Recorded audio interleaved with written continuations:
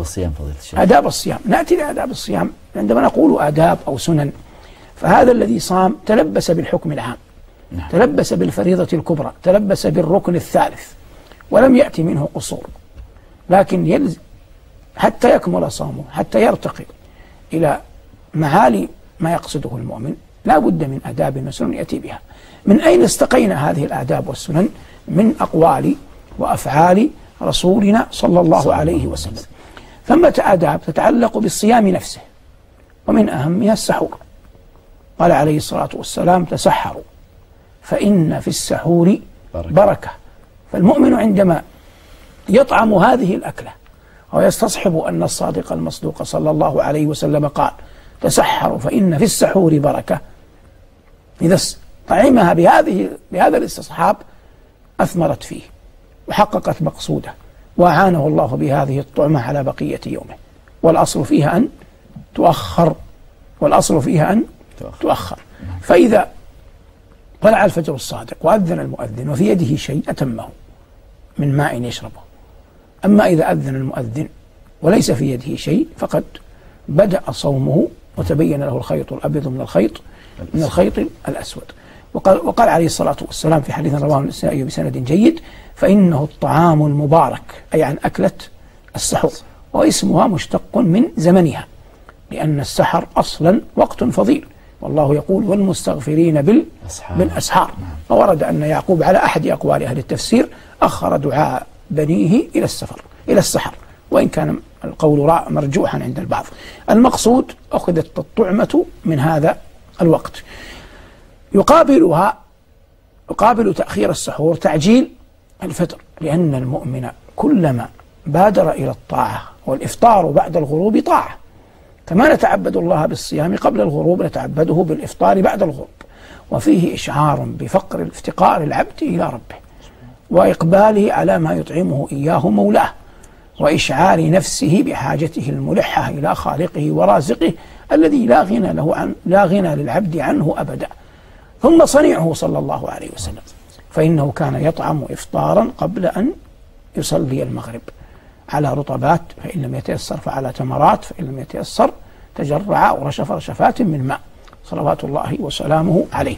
هذان أدبان عظيمان: تأخير السحور وتعجيل الفطر. وقال عليه الصلاة والسلام: لا يزال الناس بخير ما عجلوا الفطر، لا يزال الناس بخير ما عجلوا الفطر. وعليه الحمد لله اليوم عمل، وعليه عمل المسلمين. هذان أدبان عظيمان يتعلقان بذات الصيام. تبقى أعمال صالحة تتعلق بالصيام والشهر، تتعلق بالصيام والشهر.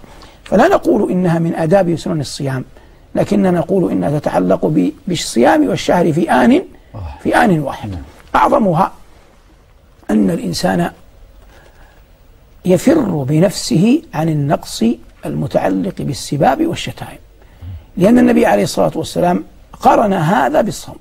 قال في الحديث القدسي: كل عمل ابن آدم له إلا الصوم فإنه لي وأنا أجزي به، يدع طعامه وشرابه من أجلي. وفي الحديث: فإن سابه أحد أو شاتمه فليقل إني صائم.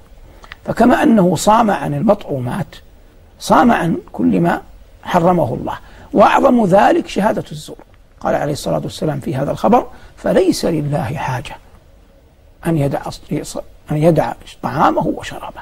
يعني إن لم يدع قول الزور والعمل به فليس لله حاجة أن يدع طعامه وشرابه. بل قال بعض الظاهرية إنه لو تكلم زورا شهد زورا أفطر، لأن النبي صلى الله عليه وسلم قال أن يدع طعامه وشرابه، والجمهور على خلافه. لكن المقصود التلبس بهذا الحال.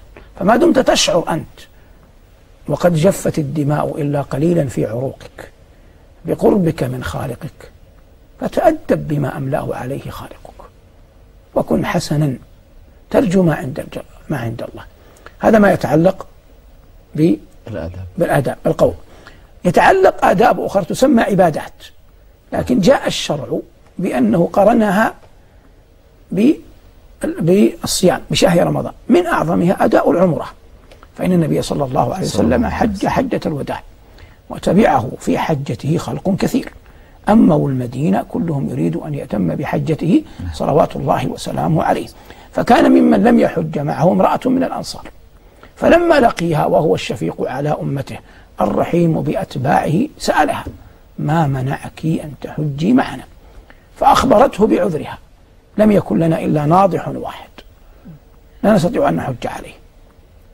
فقال عليه الصلاة والسلام يرشدها وقد قبل عذرها: فإذا كان رمضان، أي وجد، يعني كان فعل ماضي لكن هنا كان وجد، فإذا كان رمضان فاعتمري، فإن عمرة في رمضان تعدل حجة، في رواية لمسلم تعدل حجة معي، فإن عمرة في رمضان تعدل حجة معي، أي أن من اعتمر في رمضان، وهذا من دلائل فضل الشهر نفسه، لكنني لم أقل كل شيء في الأول لأنه سيأتي وقته، وهذا من دلائل الشهر نفسه، وهذا لا يتعلق بصيام، يعني لا يتعلق لا بليل ولا بنهار، بمعنى أن الشهر كله منذ دخول ليلة الشهر إلى أن تغيب شمس يوم 30 أو يرى الهلال ليلة 30، هذا كله محل لأداء العمرة، فسواء أداها ليلة أو أداها نهارا كل ذلك ينطبق عليه القول والحكم على أنه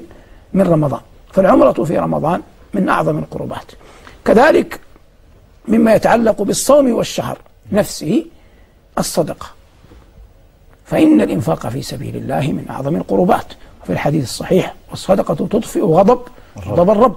وفي الآيات الكثيرة من آيات القرآن ما يدل على فضل الإنفاق في سبيل الله: يا أيها الذين آمنوا أنفقوا مما رزقناكم من قبل أن يأتي يوم لا بيع فيه ولا خلة ولا شفاعة والكافرون هم الظالمون.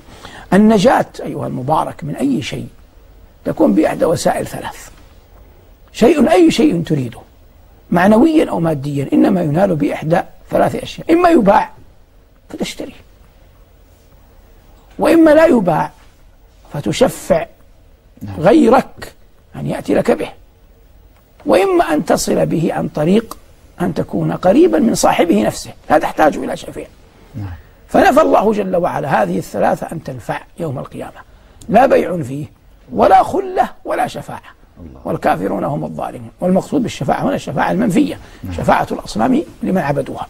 فالمراد من هنا جاءت الصدقة مما يقرب إلى الرب تبارك وتعالى، وهي من دلائل ثقة العبد وحسن ظنه بربه، لأن الذي ينفق على يقين أن الله جل وعلا سيعوضه، وما يفعله من خير فلن يكفروه، وإما تعرضن عنهم ابتغاء رحمة من ربك ترجوها فقل لهم قولا ميسورا، أخرهم إلى يوم تأتيك فيه العطية. ويبتلى العباد.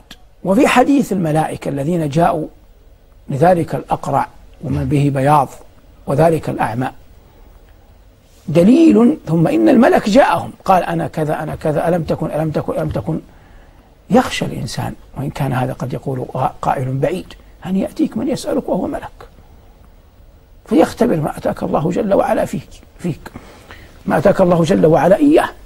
هذه الصدقة كما أنها مرغبة في العام كله إلا أنها في رمضان أعظم، لحديث ابن عباس: وكان أجود ما يكون في رمضان عن النبي صلى الله عليه وسلم، وكان أجود ما يكون في رمضان. فالصدقة من أعظم العطايا وأجل الهبات، وهي للعبد شفيع عظيم في قبره. وقد ذكروا أن رجلا أرادوا أن يجددوا القبور في مكة، فوجدوا قبرا كلما فتح وجد صاحبه كما هو، أي أنه لم تبلى عظامه ولا لحمه، وكل حين عندما يأتون يجدونه على حاله. فأحب أحد الذين يشرفون على هذا الأمر أن يعرف ما كان يصنع الرجل في حياته، فسأل بنيه فأخبروه أنه كان يحرص على أن يسقي الحجيج والطائفين، فبذل المعروف مما دل الشرع عليه، لكنه يتأكد في رمضان، ويتأكد خاصة من قدر على إطعام الصائمين.